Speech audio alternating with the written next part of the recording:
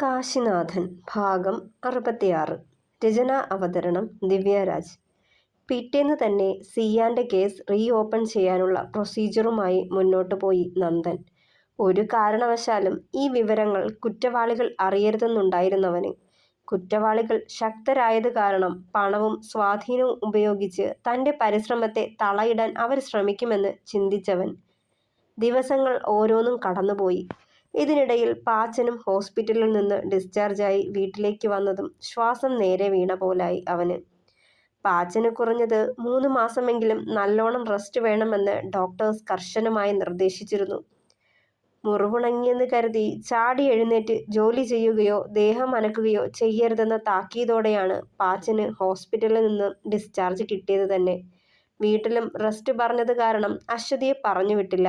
കൂടെ കൂട്ടി ദിലീപിന് 1 മാസത്തെ ലീവേ കിട്ടിയിരുന്നുള്ളൂ. അത് കഴിഞ്ഞ് വീണ്ടും ജോലിക്ക് തിരികെ കയറേണ്ടി വരുമെന്നത് കൊണ്ട് ഭാമയെ കൂടി വീട്ടിൽ നിർത്തിയിട്ട് ഒറ്റയ്ക്ക് തിരികെ പോവാൻ തീരുമാനിക്കുകയായിരുന്നു ദിലീപ്. അവിടെ ചെന്നിട്ടും എല്ലാ ദിവസവും വിളിച്ച് വിശേഷങ്ങളൊക്കെ തിരക്കിക്കൊണ്ടിരുന്നയാൾ ഓരോ ദിവസവും കഴിയും തോറും അശ്വതിയുമായി മാനസികമായി അടുത്തുപോയിരുന്നു പാച്ചൻ. പുറമേ അവളോടുള്ള ഇഷ്ടം പറഞ്ഞില്ലെങ്കിലും ഉള്ളിൻ്റെ ഉള്ളിൽ അവൻ്റെ പ്രാണനായി മാറിത്തുടങ്ങിയിരുന്നവൾ. ഫോൺ വിളിക്കുമ്പോൾ വീട്ടിലേക്ക് വരുമ്പോഴുമൊക്കെ മറ്റുള്ളവർ അവനെ കളിയാക്കാനുള്ള അവസരങ്ങളൊക്കെ നല്ലോണം ഉപയോഗിച്ചു. ഒരിക്കൽ എല്ലാവരെയും കളിയാക്കുമ്പോൾ കരുതിയില്ല ഒരു ദിവസം താനും ഇതേ അവസ്ഥയിലൂടെ കടന്നു പോകുമെന്ന്. അവന്മാരൊക്കെ ഓരോന്നും പറയുമ്പോൾ പുറമേ കലിപ്പ് കാട്ടുമെന്നേയുള്ളൂ. പക്ഷേ ഉള്ളുകൊണ്ട് താൻ അതൊക്കെ ഏറെ ആസ്വദിക്കുന്നുണ്ട്. കാരണം അവളുടെ പേരിനൊപ്പം തൻ്റെ പേര് ചേർത്ത് വായിക്കാൻ താനും ഒത്തിരി കൊതിക്കുന്നുണ്ട്. ചെറുചിരിയോടെ ഓർത്ത് കിടക്കുമ്പോൾ അവനുള്ള മെഡിസിനുമായി അച്ചു അവിടേക്ക് വന്നിരുന്നു. എന്താണ് ചേട്ടാ ഒരാലോചന? ചെറുചിരിയോടെ ചോദിച്ചുകൊണ്ട് അവനെ മെല്ലെ എണീപ്പിച്ചിരുത്തി. പെട്ടെന്നുള്ള ആവേശത്തിൽ ചാടി എണീക്കാൻ ശ്രമിച്ചതും നെഞ്ചിന് താഴെയുള്ള മുറിവൊന്ന് വലിഞ്ഞു. ആവൂ! നെഞ്ചിൽ കൈവച്ച് നിലവിളിച്ചതും ആദിയോടെ അവൾ അവൻ്റെ നെഞ്ചിൽ പതിയെ തലോടിക്കൊടുത്തു. സൂക്ഷിക്കണ്ടേ ചേട്ടാ, മുറിവുണങ്ങിയിട്ടില്ല ഇപ്പോഴും. ശാസനയോടെ പറയുമ്പോഴും കരുതലോടെ ആ നെഞ്ചിൽ അവളുടെ വിരലുകൾ ഒഴിഞ്ഞുകൊണ്ടിരുന്നു. അവനടുത്ത് വരുമ്പോഴും ആ സാമീപ്യത്തിലും തൻ്റെ ഹൃദയമിടിപ്പ് വല്ലാതുയരുന്നത് അവളും അറിയുന്നുണ്ടായിരുന്നു. ആദ്യമായാണ് ഒരാളെ ശുശ്രൂഷിക്കാനായി പോകുന്നത്, അതും ഒരു പുരുഷനെ. അറിയില്ല, എപ്പോഴൊക്കെയോ മനസ്സ് പാറിപ്പറന്നു പോകുന്നു. ഇന്നേ വരെ ഒരു പുരുഷനോടും ഇത്രയധികം അടുത്ത് ഇടപഴകിയിട്ടില്ലല്ലോ.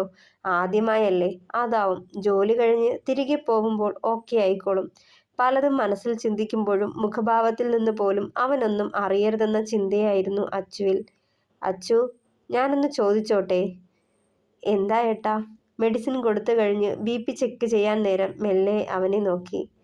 എൻ്റെ പെണ്ണേ, നിന്റെ മനസ്സിൽ മറ്റാരെങ്കിലും കുടിയിരിപ്പുണ്ടോയെന്ന് ഒന്ന് അറിയണമെന്ന് തോന്നുന്നു. പക്ഷേ എങ്ങനെ ചോദിക്കും? ചോദിച്ചാൽ തെറ്റിദ്ധരിക്കില്ലേ? ഞാനൊരു കോഴിയാണെന്ന് കരുതിയാലോ? ചിന്തകൾ അതിരുകടന്നതും. ഏയ് ഒന്നുമില്ലടാ. തനിക്ക് ഈ മാസത്തെ സാലറി കിട്ടിയോന്നറിയാനാ ചോദിക്കാൻ വന്നത്. മനസ്സിൽ പൂഴ്ത്തിയ ശേഷം തിരുക്കിയവൻ. കിട്ടിയായിരുന്നു. ഒത്തിരി സന്തോഷം തോന്നി. എൻ്റെ ജീവിതത്തിലെ ആദ്യത്തെ സാലറി.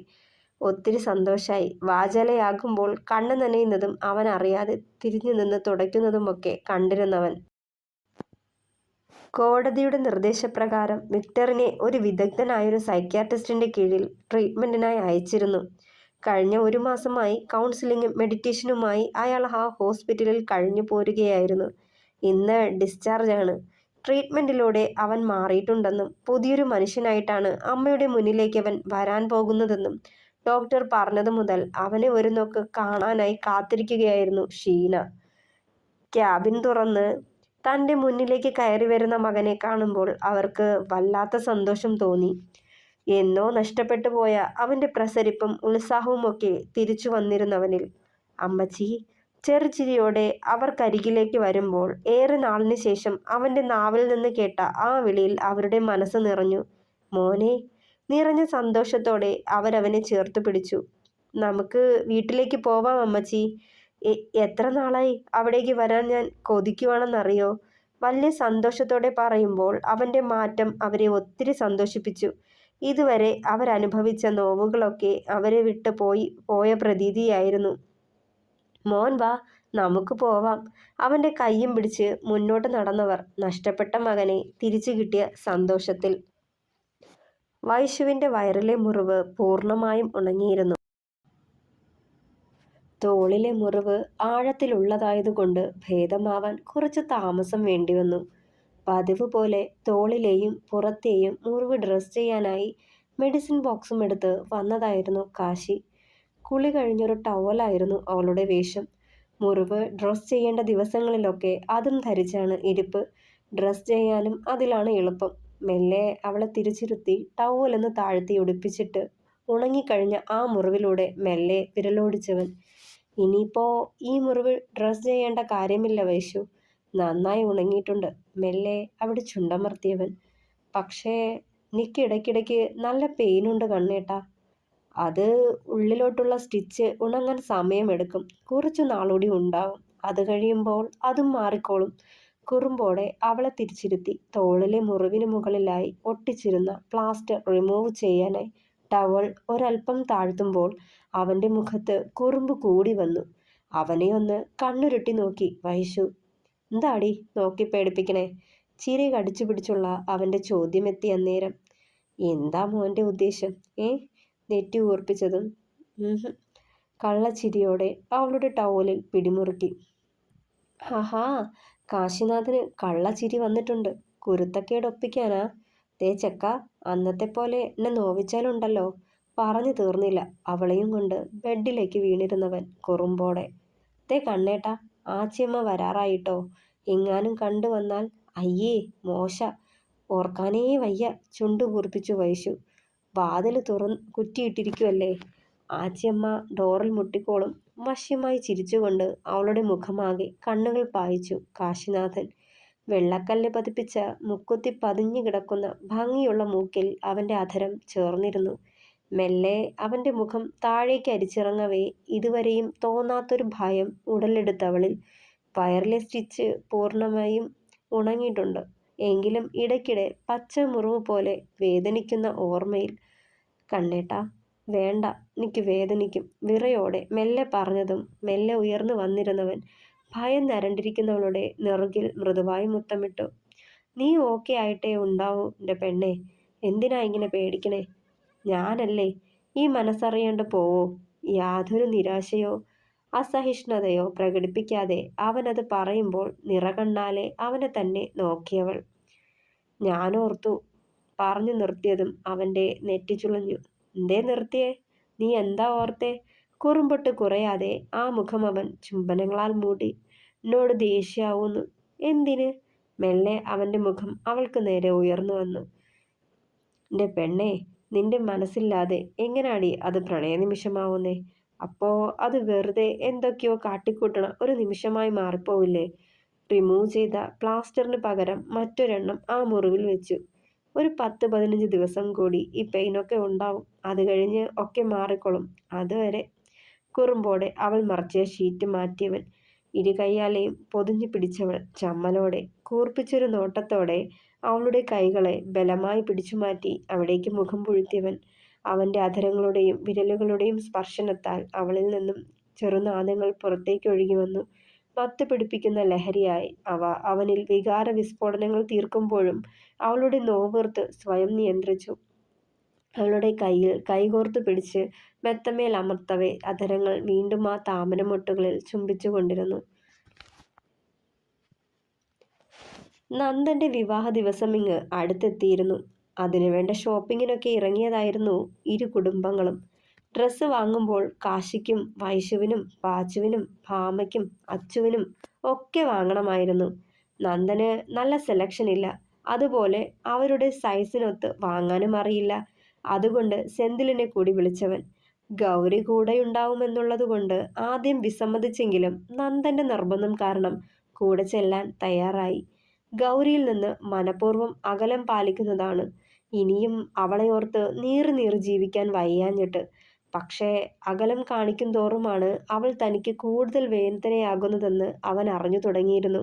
അവളെ കാണുമ്പോൾ ഉള്ളിൽ വീർപ്പുമുട്ടുന്ന പ്രണയം തുറന്നു പറഞ്ഞു പോകുമോ എന്നതായിരുന്നു അവൻ്റെ ഭയം. ജിമ്മിന് മുന്നിൽ നിന്ന് നന്ദൻ്റെ കാർ വന്ന് നിന്നപ്പോഴേ അവൻ്റെ ഹൃദയമിടിപ്പ് ഏറി വന്നിരുന്നു. പിന്നിൽ അവൾ ഉണ്ടാവുമെന്ന് ഉറപ്പായതുകൊണ്ട് മനഃപൂർവ്വം അവിടേക്ക് നോക്കിയില്ല. കോ ഡ്രൈവിംഗ് സീറ്റിലേക്ക് കയറിയിരുന്നവൻ സെന്തിൽ ചേട്ടാ, എന്താ ഒന്നും മിണ്ടാത്തെ? ഗായത്രിയുടെ വിളി കേട്ടതും പിന്നിലേക്ക് തിരിഞ്ഞു നോക്കി. കണ്ണുകൾ ആദ്യം ചെന്ന് തട്ടിയതും രാധമ്മയുടെ തൊട്ടടുത്തിരുന്ന ഗൗരിയിൽ തന്നെയായിരുന്നു. അവനെ കണ്ട് അവളൊന്ന് മനോഹരമായി ചിരിക്കുമ്പോൾ അവനും ചിരിച്ചെന്ന് വരുത്തി. പിന്നിലെ സീറ്റിൽ അവർക്കൊപ്പം ഗായത്രിയുടെ അമ്മയെ കണ്ടില്ലെന്ന് കണ്ടതേ അവൻ്റെ നെറ്റി ചുളഞ്ഞു. അമ്മ വന്നില്ലേ ഗായു? ഗായുവിനോടായാണ് ചോദിച്ചത്. ഇല്ല, അമ്മയ്ക്ക് ഇന്ന് ഓഫീസിലേക്ക് പോകണം, എന്തോ അത്യാവശ്യമുണ്ടത്രേ. തൻ്റെ അമ്മ റിട്ടയർഡ് ആവാറായില്ലേ? വീണ്ടും തിരക്കിയതും. ഇനി 1 വർഷം കൂടി ഉണ്ടാവും റിട്ടയർമെന്റിന്, ചെറുചിരിയോടെ പറഞ്ഞു ഗായു. ഈ സമയമെല്ലാം ഗൗരിയെ ഒന്ന് നോക്കുന്നു കൂടി ഉണ്ടായിരുന്നില്ല സെന്തിൽ. നന്ദൻ പറഞ്ഞത് സെന്തിയുടെ മനസ്സിലെ പ്രണയം ഗായു വഴി ഗൗരി അറിഞ്ഞിരുന്നു. ഉള്ളുകൊണ്ട് കുഞ്ഞുഞ്ഞിന്റെ സ്ഥാനം മറ്റൊരാൾക്ക് കൊടുക്കാൻ അവൾക്ക് കഴിയുമായിരുന്നില്ല. പക്ഷേ ആളുടെ മനസ്സിൽ അങ്ങനൊരു മോഹം മുളപൊട്ടിയതിനു പിന്നിലും താനല്ലേ എന്ന നോവ് അവളെ അങ്ങേയറ്റം വേദനിപ്പിച്ചുകൊണ്ടിരുന്നു. ഇന്ന് ഇവർക്കൊപ്പം ആളുകൂടി വരുമെന്ന് പറഞ്ഞതുകൊണ്ട് തന്നെയായിരുന്നു ഈ ഷോപ്പിങ്ങിനും അവർക്കൊപ്പം കൂടെ ചെല്ലാൻ സമ്മതിച്ചത്. കഴിയുമെങ്കിൽ ആളോട് മാപ്പ് പറയണം, തന്നെ മറന്ന് നല്ലൊരു ജീവിതം തിരഞ്ഞെടുക്കാൻ പറയണം, മനസ്സിൽ കരുതിയിരുന്നു ഗൗരി. വസ്ത്രങ്ങൾ ഓരോന്നും സെലക്ട് ചെയ്യാൻ പല ടെക്സ്റ്റൈൽ ഷോപ്പുകളിലും അവർ കയറിയിറങ്ങി. കല്യാണച്ചെക്കനും പെണ്ണിനുമുള്ള ഡ്രസ്സ് ഒഴിച്ച് മറ്റെല്ലാവർക്കും ഡ്രസ്സ് എടുത്തിരുന്നു. 2 പേർക്കുമുള്ള ഡ്രസ്സ് എടുക്കാൻ ബ്രൈഡൽ കളക്ഷന് പേര് കേട്ട ഒരു ടെക്സ്റ്റൈൽ ഷോപ്പിൽ തന്നെ കയറി. നന്ദനും ഗായുവും രാധമ്മയും കൂടി ഡ്രസ്സ് സെലക്ട് ചെയ്യാനായി പോയപ്പോൾ സെന്തിൽ അവനോട് പറഞ്ഞിട്ട് പുറത്ത് കസ്റ്റമേഴ്സിന്റെ റെസ്റ്റിംഗ് ഏരിയയിലേക്ക് നടന്നു. കുറച്ചു ദൂരം മുന്നോട്ട് നടന്നപ്പോഴാണ് തന്നെ ആരോ പിന്തുടരുന്നത് പോലെ സെന്തിലിന് തോന്നിയത്. പെട്ടെന്ന് തിരിഞ്ഞു നോക്കുമ്പോൾ ഗൗരിയായിരുന്നു. അവളെ ആ നിമിഷം അവിടെ കണ്ടതും അമ്പരന്നു പോയവൻ. ആ, താനോ? എവിടേക്കാ? ഞാൻ വെറുതെ നിങ്ങൾ ഇറങ്ങിപ്പോകുന്നത് കണ്ട് പുറത്തേക്ക് വന്നേയുള്ളൂ, പരിങ്ങലോടെ പറഞ്ഞവൾ. താൻ വരുന്നുണ്ടോ? നമുക്കൊരു കോഫി കുടിക്കാം. അവളുടെ മുഖത്ത് നോക്കുമ്പോഴൊക്കെ പതറിപ്പോവുമെന്ന തോന്നലിൽ മിഴികൾ കൊടുക്കാതെ ചോദിച്ചവൻ. അതേന്ന് തലയാട്ടിക്കൊണ്ട് അവനൊപ്പം നടന്നവളും. റോഡ് ക്രോസ് ചെയ്ത് ഒരു ചെറിയ ടീ ഷോപ്പിലേക്ക് കയറി രണ്ടാളും. കോഫി ഓർഡർ ചെയ്ത് 2 ചെയറുകളിൽ ഇരിക്കുമ്പോൾ ഇരു ഹൃദയങ്ങളും വല്ലാതെ മിടിച്ചുകൊണ്ടിരുന്നു. അവൾക്കൊപ്പം ചിലവഴിക്കുന്ന ഓരോ നിമിഷവും ഉള്ളിലെ പ്രണയം താൻ പോലും അറിയാതെ പുറത്തേക്ക് വന്നാലോ എന്നുള്ള വീർപ്പുമുട്ടലായിരുന്നു അവനെങ്കിൽ ഉള്ളിലെ പ്രണയം താൻ അറിയാതെ മറച്ചു പിടിക്കുന്ന അവനോട് തന്നെ മറന്ന് മറ്റൊരു ജീവിതം തിരഞ്ഞെടുക്കണമെന്ന് പറയാൻ മനസ്സ് വരാതെ ഉഴറി ഗൗരിയും. പരസ്പരം എന്തൊക്കെയോ പറയാനുള്ള 2 പേർ, ഒന്നും പറയാൻ കഴിയാതെ സമയം കൊല്ലുന്ന കാഴ്ചയ്ക്ക് സാക്ഷികളായ ആ നിമിഷങ്ങൾ. ഗൗരി, കോഫി കുടിക്ക്, ആറി തുടങ്ങിയിട്ടുണ്ട്. മുന്നിലിരിക്കുന്ന കോഫിയിൽ ശ്രദ്ധിക്കാതെ എന്തോ ഇരുന്നവളെ അവൻ വിളിച്ചുണർത്തി. ഞെട്ടലോടെ അവനെ നോക്കിക്കൊണ്ട് തന്നെ കോഫി എടുത്ത് കുടിക്കാൻ തുടങ്ങി. ഗൗരി, ഞാനൊരു കാര്യം പറയട്ടെ? എന്നോട് ദേഷ്യമോ തനിക്ക്? ഒത്തിരിയേറെ ആലോചിച്ചെടുത്ത പോലെ സെന്തിൽ അവളെ മുഖമുയർത്തി നോക്കി. ഇല്ലെന്ന് തലയാട്ടുമ്പോഴും ഒരുപക്ഷെ ഉള്ളിലെ പ്രണയം അവൻ തുറന്നു പറയുമോ എന്നൊരു ഉൾഭയം അവളിൽ ഉടലെടുത്തു. ആ ഭീതിയോടെ അവന്റെ മുഖത്തേക്ക് ഉറ്റുനോക്കിയവൾ.